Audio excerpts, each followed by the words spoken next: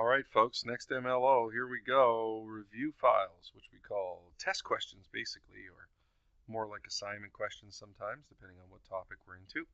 So changing the values of B and C, and we've already looked at changing the values of A, so we're going to throw some of that in there too as well. Okay, so we're mixing things together now. Graphing y equals x squared plus bx, graphing y equals x squared plus c. Generalizing the effects of B and C, on this graph. So we're going to look at A, B, and C now, all mixed together in some questions.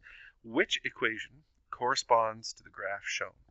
Okay, so we've got a bunch of equations here, and we're thinking about the values of A, B, and C, and seeing what we can say about some of these values now.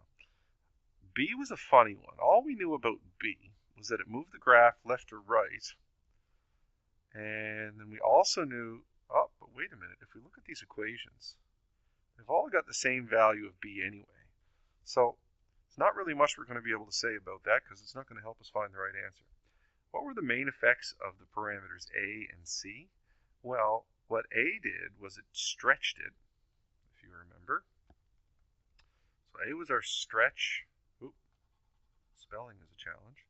A was our stretch, and it was also whether or not we had a reflection.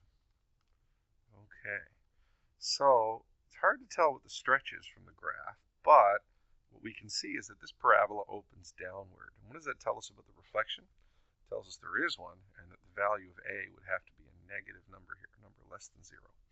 So I'm going to take C and D and throw them in the trash, because in both of those, A is a positive one. So it's got to be one of those guys with a negative one.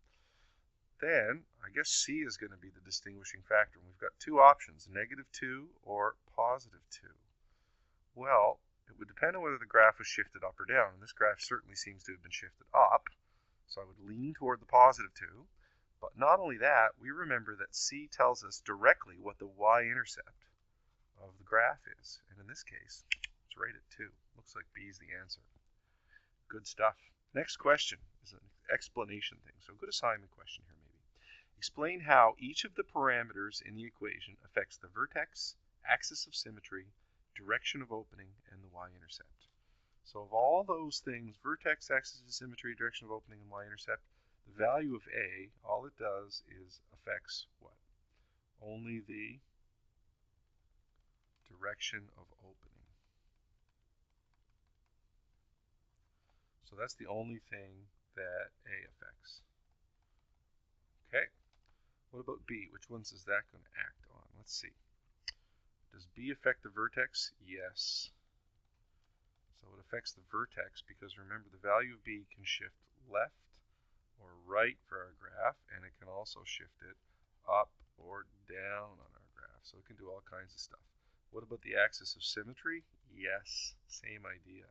Axis of symmetry can move left or right depending on the value of B that we have. And the y-intercept, no effect on the y-intercept. So just those two things. What about C? Does it affect the vertex? Yes, it can move the vertex, but it can only move it, as we saw, up or down, not left or right. Does it affect the axis of symmetry? Nope. Direction of opening? Nope. But yes, it does affect the y-intercept. An important point there is that C is actually equal to your y-intercept. Or we could say your y-intercept is at 0 for x and C for the y-coordinate. That's what we saw before. Okay, so all that's important stuff to remember. So both B and C change the position of the graph, but not the shape or the direction of opening. Varying the value of B moves the graph vertically and horizontally. The value of B affects the x and y coordinates of the vertex and the location of the axis of symmetry. C moves the graph vertically only, as we saw down in this last one. It tells us exactly where the y-intercept is. And the value of C affects the y-coordinate of the vertex and the location of the y-intercept. Lots of good stuff. See you in the next one.